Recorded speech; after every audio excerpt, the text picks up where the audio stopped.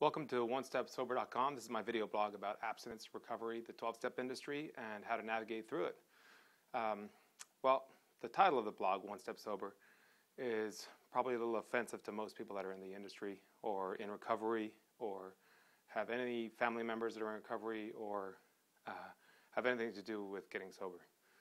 The 12-step industry, I call it an industry because it is an industry, has been around for a long time, founded by Bill Wilson. He's the original member of Alcoholics Anonymous, who took his religion, his 12 steps, from the Oxford Group.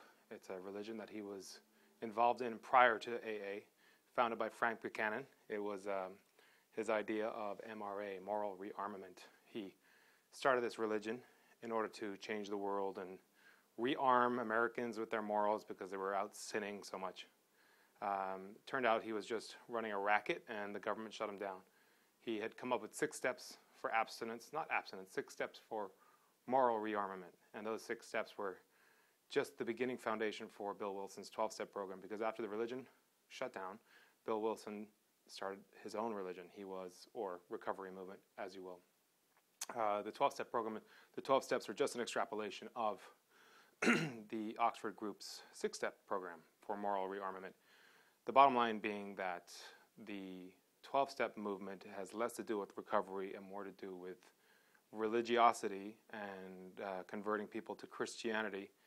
Yes, they do say you can pray to a bedpan or to a fire hydrant, but that's just a way to cajole you into turning yourself into a Christian and to becoming a member of this organization. Now, this is vitriolic. A lot of people are going to be upset by this. That's kind of the point of this blog, is to start a discussion to kind of maybe rub people the wrong way. I've been in recovery for 13 years. I don't drink anymore. I was born and raised in Ireland. I was born and raised in the bar and nightclub business. I've been in that business my whole life. And I'm an alcoholic, but I don't drink anymore. When I started out in this journey of abstinence, had I had somebody break it down for me, much like I want to break it down for new people, I think I would have progressed faster and had a lot less anxiety in my decision to turn my life around and stop drinking and start saving, studying, finishing school, getting into business, and making something out of myself, which is what most people who turn to 12 steps or turn to other recovery programs are all about. They just want to get better, just like I did. I'm not proselytizing. I'm not saving the world. I don't know better than anybody else. I know what I know, and I know that getting sober is a journey, and it's not a religion. And if you turn it into a religious program, then it turns off quite a few people, including myself.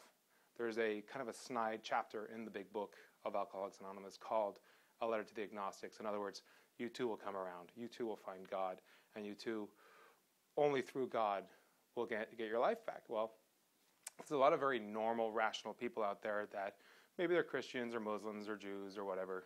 They're not fundamentalists. They're not, that's not what they're about. So anyway, OneStepSober.com is a discussion. That's all it is. We're going to open up a discussion about recovery, about the 12-step program. A lot of you are going to get upset, and you're going to write some nasty things. I'm ready for it, but try to have some manners. I'm not going to go to your blog or your Facebook page and talk crap. So if you have a discussion, if you have a question, ask a question. I don't believe in the 12-step program. I think one step sober is the way to go. You stop drinking, you change your life around. Nowhere in the 12-step program does it say how to stop drinking. There's no rules about how to go to a Christmas party and turn down a drink, how to search for a mate who's not partying or who's not an addict or an alcoholic, because a lot of us are attracted to other addicts and alcoholics because it's our nature. I want to talk about addiction. Why addiction is a good thing. Addiction is a very good thing. It was a very good thing until we got too good for our own shoes. We got too smart for ourselves. We figured out chemicals. We figured out drugs. We figured out how to short-circuit our pleasure systems in our brains. And it's really important to understand that addiction is a good thing, as long as it's directed in the right way. I'm addicted to working. I'm addicted to sometimes working out. Yes, those can be bad things in excess. I'm addicted to adrenaline. I like to jump out of planes. I'm addicted to a lot of these things. Yes, are they bad for me? Could be. Maybe I jump too many times, I get killed. Maybe I work too much, I neglect the family and friends. Maybe But those addictions can be managed. Addictions to alcohol and drugs cannot be managed. There's either an intervention or there isn't. The problem is the intervention industry is hell-bent on 12-step programs. You pay 20, 30 grand, you go to rehab, all it is a seclusion, almost a nice plush jail cell or a hotel where they seclude you from alcohol, and then they start you into the 12-step dogma. It's about admitting that you're powerless. I'm not powerless. I'm a full-blown alcoholic, but I work in the nightclub and bar industry. I don't pick up booze because I'm not powerless. I make that decision every day not to drink. Would it be nice to pop a beer with my friends? Would it be nice to not be the center of attention at dinner when I order a soda when everybody else is ordering wine?